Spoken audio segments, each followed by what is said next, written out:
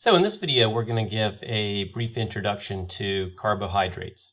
All right, when most people hear about carbohydrates, they generally consider it as a type of food. All right, things like breads, rice, pasta, and these are definitely carbohydrates.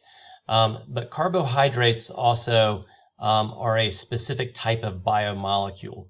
All right, and these foods provide that type of biomolecule. And we're going to spend this video going over some of the basics of what it means for something to be a carbohydrate. So first of all, there's a lot of vocabulary in talking about carbohydrates that gets used interchangeably. All right, and the first of which I'm going to mention is these two terms, saccharide or monosaccharide, if you're talking about a single one of them, and sugar. All right, so saccharide is a more chemically sounding word.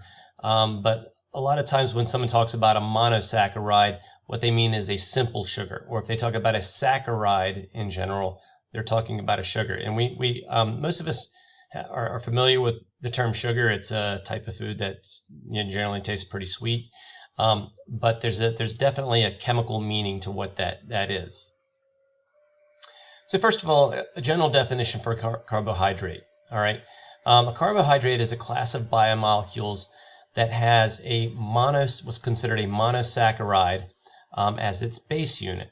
All right. So the thing is, you can either have a carbohydrate could either be a single monosaccharide. All right, and an example of that would be something like glucose. All right, which I've drawn the structure for right here. That would be considered a monosaccharide because there's only one of these saccharide or sugar units that comprises it. It could be two saccharides, which are two monosaccharides, which are linked to each other. So here is a monosaccharide right here. This is glucose. This is another monosaccharide right here. This would be fructose.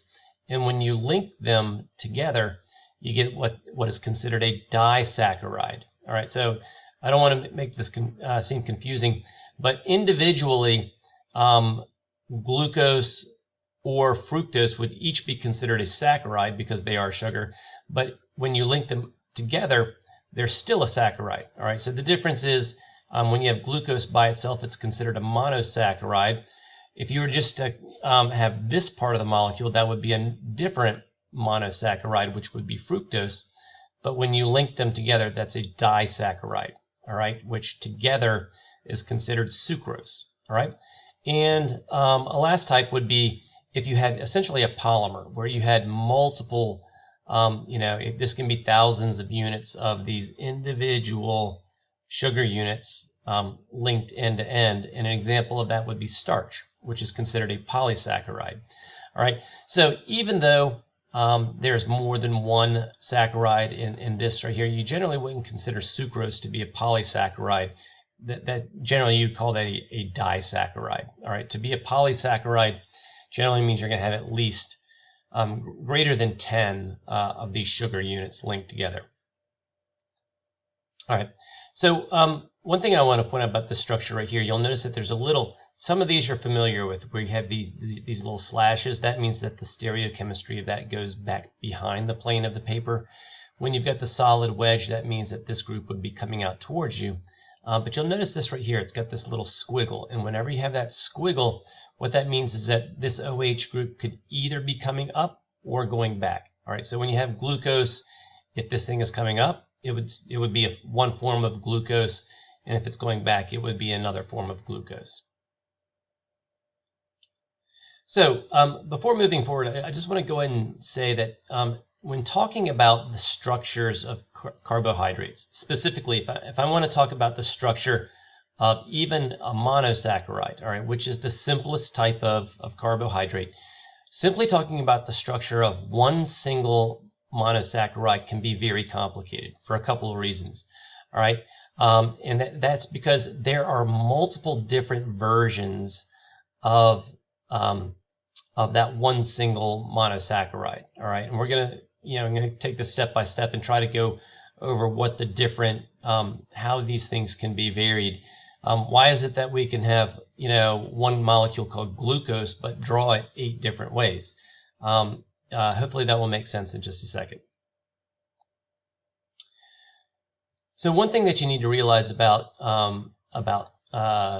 carbohydrates or saccharides is that they are chiral molecules. All right, you'll notice that there are many locations within these molecules where there are 4 different groups coming off of a tetrahedral carbon. All right, so for example, if you focus on this carbon right here, you've got this group coming down this way. You've got a hydrogen, which isn't shown, which would be going back here. And then you've got this group right here. So this right here would be a chiral carbon. Here's another chiral carbon. Here's another one right here. All right. So paying attention to the stereochemistry and the direction that these, frequently these hydroxyl groups makes a big difference. In fact, the direction that these OH bonds come away is often the difference between whether something is called glucose or whether it is a different sugar, for example, galactose. All right. So, and we'll show those differences a little bit later. All right. Another thing that makes drawing these a little bit complicated is that monosaccharides can have either a linear or a cyclic form. All right. And so, just as an example of this, if I were to show you this molecule right here, and this molecule right here, at first you'd say those are completely different molecules. All right, they look nothing alike. This is a straight chain right here, where this is something that's got a ring in the middle, but these are both forms of glucose. All right, so this would be its linear form right here, and this right here would be its cyclic form. All right, and there's a lot of vocabulary that goes with this, so just hold on for a little bit, and hopefully it will make sense. All right. Notice that when I've drawn this, I've drawn the squiggle line right here. All right. There are times when you draw glucose where you draw it either as being up or being down. If this line right here is drawn up with an OH, that's gonna be considered the beta form of glucose. If it's drawn down, you would call it the alpha form of glucose. All right. But when you draw it with this squiggle right here, you're basically saying, I'm not committing to saying it's either up or down, so that you can just generically call it glucose. All right. So in a little bit, we'll talk a little bit about how this form of the molecule can interconvert with this cyclic form of the molecule. But for right now, just realize that there's these 2 different forms. All right. So because there are a couple different forms, and each of these forms has got a bunch of chiral centers, it's necessitated that biochemists come up with special ways to draw these types of molecules. All right. So what we're going to do first is talk about a special way that chemists go about drawing the linear form of the molecule. All right. So the way that this is commonly done is with what's called a Fischer projection. All right. So what a Fischer projection? So these right here, this and this, would both be examples of Fischer projections. All right, so the only difference between these 2 structures right here is that in this version right here, I've drawn in all the carbon atoms right here.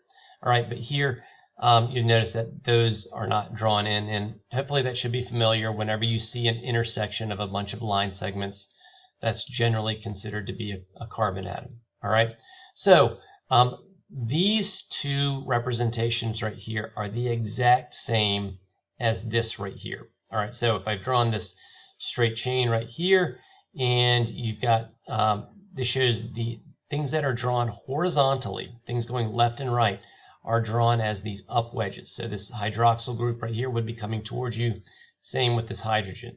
All right, so that makes this is a tetrahedral carbon. So in reality, this bond right here would actually be going back from you and up. This bond right here would actually be going down, back from you and down. All right. So so the true shape of this would look nothing like when you're drawing it straight. But for right now, we'll just assume that anything that's drawn either left or right, all right, that another way of saying that is horizontally, is considered to be coming out towards you. All right, and so so when you're looking at this, it's the exact same thing as this. So even though when I've drawn it this way, I have not drawn the wedges for these bonds right here, this hydroxyl would be assumed to be coming towards you. This hydrogen right here would be assumed to be coming towards you. All right. And so when you do that, the way that you indicate, essentially the way you show the different stereochemistries is whether you draw the hydroxyl on the left or on the right. So here notice that it's the hydroxyl is on the right, hydrogen's on the left. But here the hydroxyl is on the left and the hydrogen's on the right. All right. So just by realizing that, that keeping that one thing the same, anything drawn left or right is coming towards you, you can represent those stereochemistries.